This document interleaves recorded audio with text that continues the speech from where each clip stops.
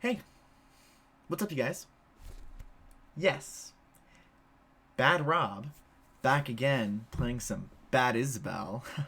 When am I gonna rebrand to Bad Isabelle? Maybe in a few, in a few episodes from now. Today we're gonna be doing another first three, episode 3. So wow, just drinking some water today. Nothing special. No coffee. I already had quite a bit of coffee today, so no more for me. That's for sure. Or else I'll get a little too excited. And then I'll end up playing more Smash than I need to.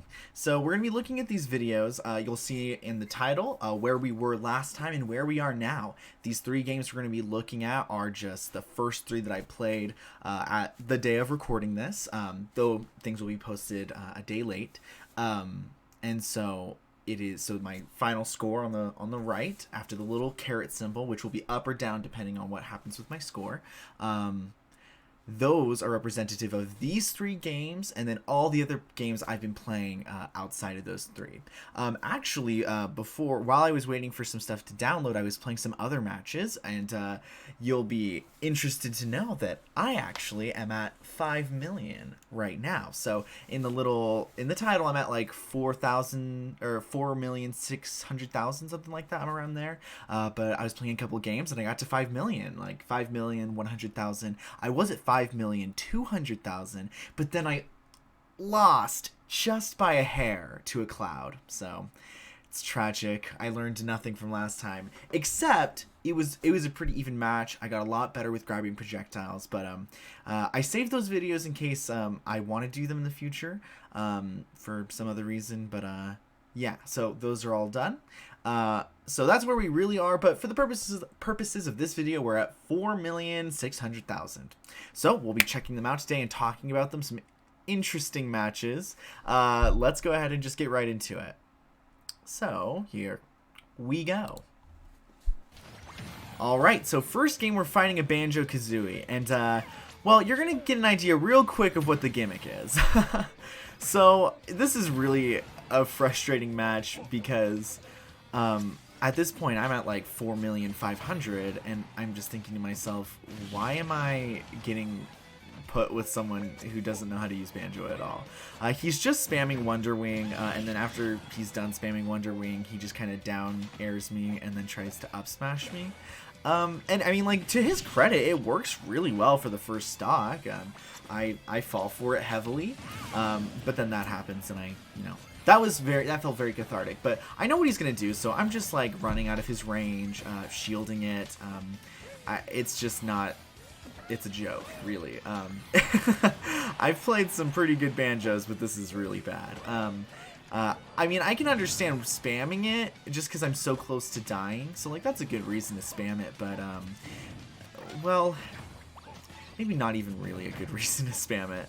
Because if you're going to do it 5 times in a row, I'm going to shield or just avoid it 5 times in a row.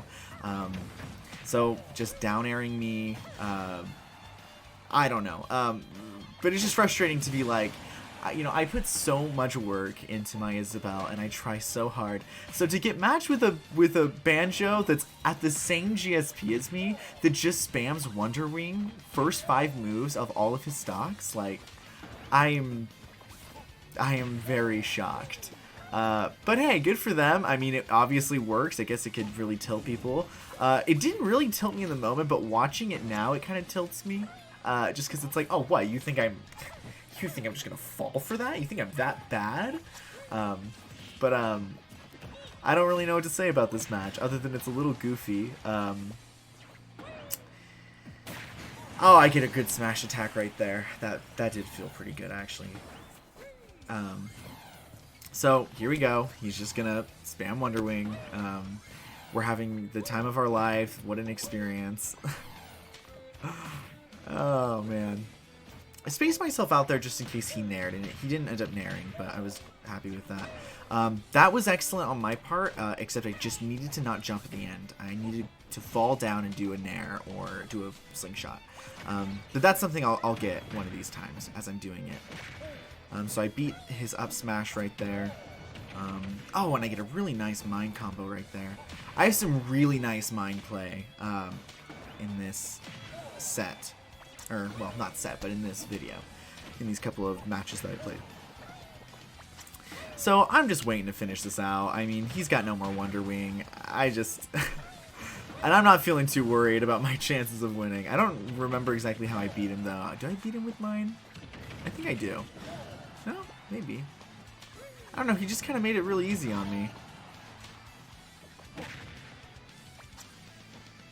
Wanted to go for that cheese. You might as well. I mean, I've got nothing to lose. So I'm hitting him with pots. I need to figure out what to do out of pot. Or, I mean, I really, when they're at that high percentage, I should go for that forward tilt. Go for umbrella. I got him with a fishing hook. I'm shocked. What I really need to do is do the run forward, move back, flick the C stick forward, so that you can get out an instant forward tilt, and it doesn't slow down your momentum, or give you a dash attack, because that's what's going to actually kill. Yeah, I need to remember to do that. So in this game, I fight a Pirahna Plant. He doesn't move for the first little bit, and I learned my lesson from Snake that last game. So if we hop into the game and you don't move, I'm just gonna play. My apologies. I don't mean to, but I just can't do it. So this game, for Pirahna Plants, I don't know what it is about Pirahna Plants. I don't think it's Pirahna Plant as a character. It's just, for some reason, the players that play Pirahna Plant just read me really well. I think this Pirahna Plant has played against quite a few Isabelle, just because I do... So, some mistakes I make is that a lot of this stock, I just ate so many of those balls, and I didn't grab any of them. So he would just patooey, and then I just get wrecked, and I didn't pocket any of them. I do fix that later on in the match, and I do better about grabbing them and trying to use them against him, or her. I mean, I don't know who's playing Pirahna Plant, but the problem is that they're not dumb. So they've played against either a villager or Isabelle before, so they know about pocket, they know I'm going to try to use it, and there's very specific times where I try to use, when I grab something where I try to use it where I think I can usually get you. And he was just, like, right there. So usually right there, people will try to climb onto the ledge, or they'll jump. There's just sort of a beat or a rhythm to it, but this Pirahna Plant knew better. Definitely has had that happen to them a couple of times, so they knew a little bit better. I do really good about grabbing them, and I tried there because I figure, okay, I think he's going to try to jump this time. So I try to get the right angle, and if I was just a little bit higher, I would have gotten it, which is unfortunate. I do grab that one, so now I'm just waiting for the opportunity to use it. But yeah, he has, this Pirahna Plant had really good spacing, and right there to cover my landing, I tried to throw it to no avail. Really unfortunate. So I had some good moments, but yeah, basically my downfall in this game was just that I was trying to predict a jump, and instead he stayed on and shielded. So I just kind of... Bad predictions. I needed to probably do less predictions and do more setups that guaranteed me certain things. When I am in my jab, I can buffer a neutral B, and it won't buffer a jab. It'll buffer the neutral B, and then they have enough hits done on them at high enough percent that it actually will get the kill, or actually will hit them with it. So that's what I really needed to do, but just trying to get a jab combo on Pirahna Plants is really terrifying, because Pirahna Plant's jab comes out extremely quick, and it's much stronger than mine, and just puts me in a really risky position, so it's hard to sort of justify it. Just kind of has to happen. Interesting thing, my balloon actually blocks the patooey there. That's a nice little feature that Sakurai kind of put in there. It's interesting to think that balloon, as it's coming up, like, actually offers just a little bit of protection that probably most people aren't going to think about. Should have grabbed that patooey instead of jumping over it, but I was really just trying to go for a cheese. But this Pirahna Plant's better than that. Had a nice air dodge. Probably should have just grabbed it, but I mean, it is what it is. If you shield the patooey, they're just going to come and grab you. Pretty much is how that's going to go. But yeah, this Oh, I didn't grab the patooey because I already had one. Pocketed. But yeah, so this Pirahna Plant does a very good job. I mean, I'm not going to bother with a spoiler alert. I do die. So there's a mistake that I make here. I recover the same way twice. So he knows I'm going to go very deep into the ledge, so he comes down and does a back air. So, I mean, it's kind of a no-brainer on that one, and I could have teched it, and I just missed my tech. So what I needed to do was wait for him to try to punish me coming in closer to the ledge, and then try to get back up there, but that game was pretty much over. I mean, sure, I like to think I could have made a comeback, but yeah, that game was over. So this game is between me and a Mew Two. I usually don't have too hard of a time with Mew Twos. It just depends on the player.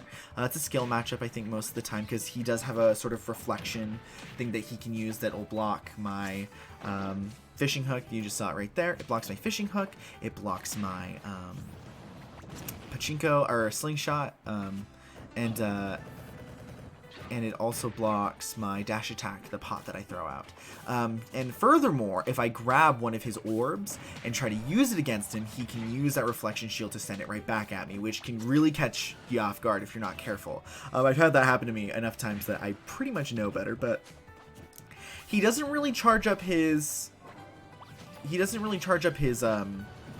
his orbs at all during this match. So because of that, I don't really bother grabbing them. He's not using them to try to spam me and get me, well, he is trying to get me to do something, but they're just so non-threatening that even if I did grab them and use them against him, I just don't feel like it'd be worth it. I feel like it's more worth my time to just dodge them and force him to come to me, rather than give him some sort of justification for throwing them at me, because he knows I'm going to just try to grab them or something like that. And then plus he can just try to reflect them, so I just don't bother really. And maybe that's not the right choice. Like right there, maybe it would have been a good idea to grab it and then throw it back, but I think it would have got me anyways. So if you are going to come and try to get me off the edge, I am going to try to fishing hook you. So don't miss, because if you miss and you're at that high a percentage, I will grab you and I will throw you into the blast zone. That's my promise. I will do it every time. So he charges up a smash attack, not good placing at all. I knew what he was going to do, so I just knew if I came up behind him, it wasn't going to be a problem. Just planting a lot of mines just to give him a little bit of trouble. They offer me some protection from the orbs that he throws out. So, like, I have to be careful with my approach, because sometimes he's just going to use the portal, and then it's just going to make it so my fair to approach is just not going to work. He catches me out there. Well done. We stand that. He lets me get a lot of free fishing hooks on him. I figure he's going to jump. I go for it. So I'm really proud of this edge guard, or this edge trap situation. We'll talk about it after I do it. So that was sick as shit. Anyways, so that was sick. So my thought going into this was this. If I plant the mine far enough away from the ledge, if he rolls onto the stage, it will catch him. I'm going to put it there, and then I am going to stand right on the edge and just hold shield, and he'll probably smash attack me. So that's exactly what happens. He tries to do a get up attack. I block it. I use Nair to push him back off the stage, and then I wait, and then I just do the same thing again in case he decides to do another get up attack. But instead, he rolls off the stage. He lands on my mind, and I get a free up air into a kill.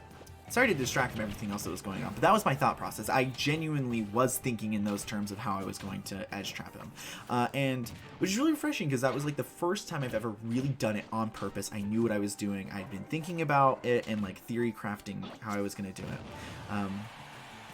So, you know, he learned his lesson from last time. Don't miss. I could have done a move to push him back. I could have pocketed for the invincibility frames, or I could have just gone downward and been safe, or throw out fishing hook faster. But I just didn't do any of those things, because why? So I tried to predict a jump up, instead he goes for a smash attack.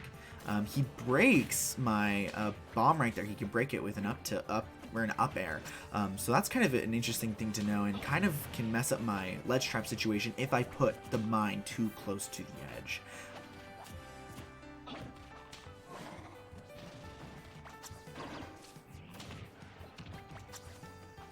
So I try to catch him, hoping that he won't roll away. He'll just do a get-up attack, but that's not what he does. He decides to roll away. And I think that I should learn how to predict that more, so that I can move forward more and then throw out the... So he's trying to get me right there. And if he did get me with that, my mine was right there, and if he would have smash attacked me, it would have been over.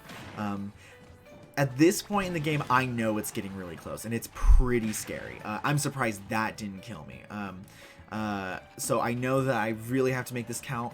I decided to do something that, you know, maybe isn't the best idea, but I just figure let's just try to go for the fishing hook because I know that's a way I can get it. I can't guarantee, my smash attacks are so weak, I can't guarantee that they're going to get the kill. Or, well, I can guarantee they're going to get the kill, but my range is so bad on all of them, I have to kind of really, I either have to do a really great roll onto stage prediction, I have to get them into a very good jab scenario, and I have to not mess up my down smash, and that's just stuff that has to get me into really close range with them. And I just figured, you know, he's playing safe, he's kind of camping his shield. If I just throw out the fishing hook and he's got shield on and he doesn't, and if I hold it out, I can probably get him, and that's just what happens. So I was able to secure that kill. I felt like that was probably the best choice.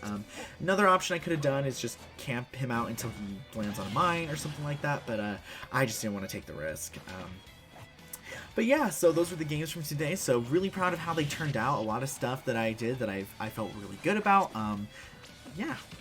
We just have to see that cheese one more time. Alright, so I think we're going to go ahead and just wrap it up right there. There's nothing else really to talk about. Hopefully in these next couple of videos, though, I'll actually be up to VIP Smash. If, you know, I'm playing and I make it to VIP Smash, I'll be sure to save that video so we can talk about that video. And even if I make it to VIP Smash, we're still going to do these first 3 videos. And, you know, there's always, just because I make it to VIP Smash doesn't mean I'm not terrible. I mean, this guy is like 3/4 of the way to VIP Smash. And, I mean, his methods are unorthodox, I would say. So, yeah, so we'll see you guys next time. Have a wonderful day and, you know, keep believing. Or something like that.